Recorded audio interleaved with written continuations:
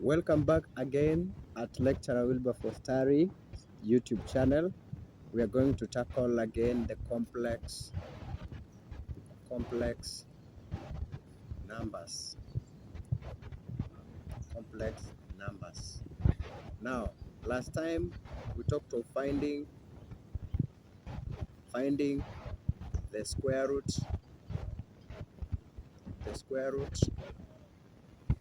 of a negative number,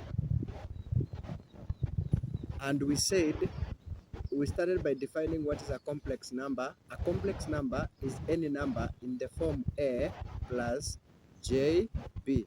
So a and b are real numbers, but j is an imaginary number, which makes this formation to be called a complex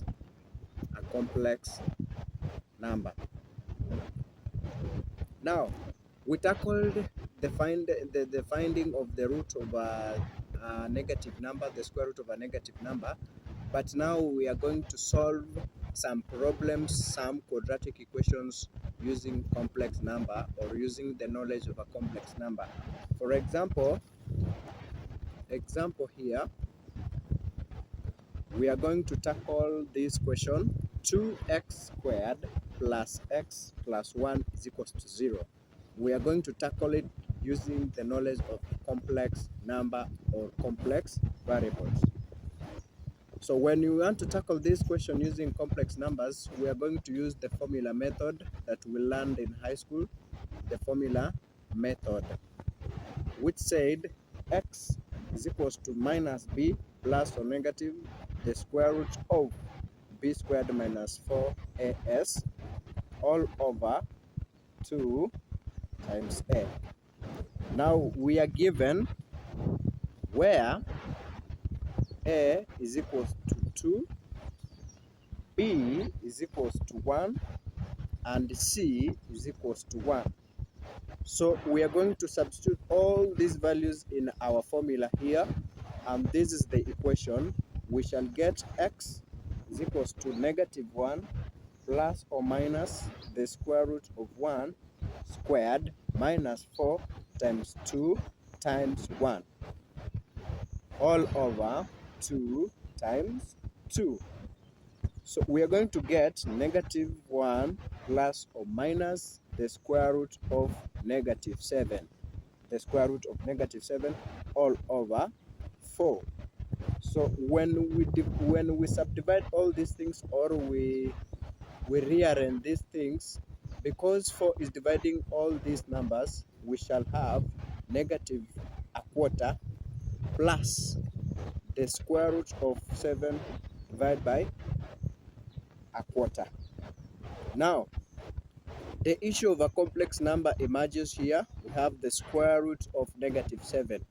Because normally we cannot find the square root of negative 7, we shall get in with the knowledge of complex numbers, where we shall say we are not able to get the square root of negative 7. So we shall have our negative 7 here, the square root of negative 7, as 7 times negative 1, but all the square root. So it is the square root of 7 multiplied by the square root of negative 1. But the square root of negative 1, guys, we said it is j is equals to the square root of negative 1, or j squared is equals to negative 1. So this is where we're going to take our action. Now here, because we have the square root, or we don't have the square root of 7, we shall just remain with the square root of 7 here, multiplied by the square root of negative 1 is equals to j. So it is here j. So when you rewrite all these things here, we shall have negative a quarter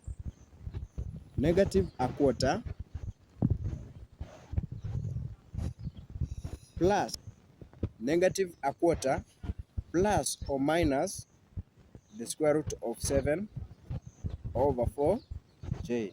So this will be the answer.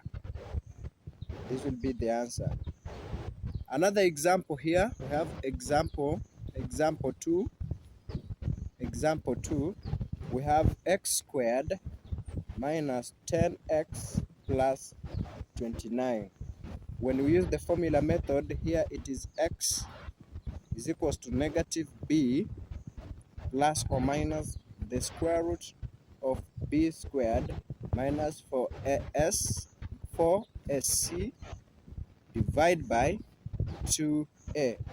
So here when we substitute our formula, where we have a is equals to 1, b is equals to negative 10, and then c is equals to 29. This is our a. The coefficients of x squared is our a. The coefficients of x is 10. This is our b. This is our b. And then 29 is our c. This is where we are going to take the values.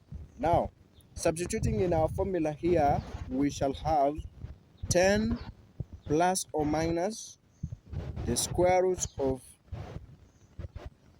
100 minus 4 times 1 times 29 all over 2. So here we shall have 10 plus or minus the square root of 100 minus 156. The square root of 100 minus 156. So here we shall have 10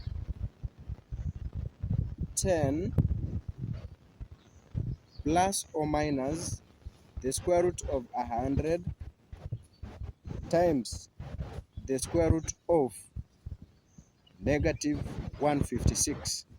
Negative 156 divided by 2. Divided by 2.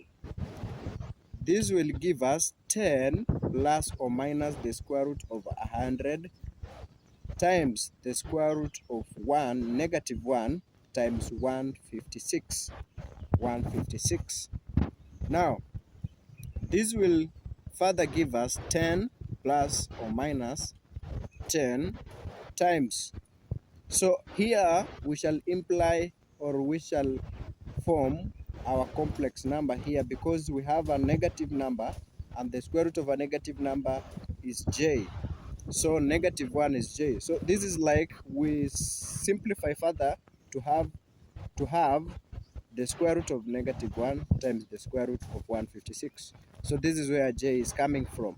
So we shall have j times the square root of 156 divided by 2. When you do this, we shall have 5 plus 2j and 5 minus 2j. Thank you.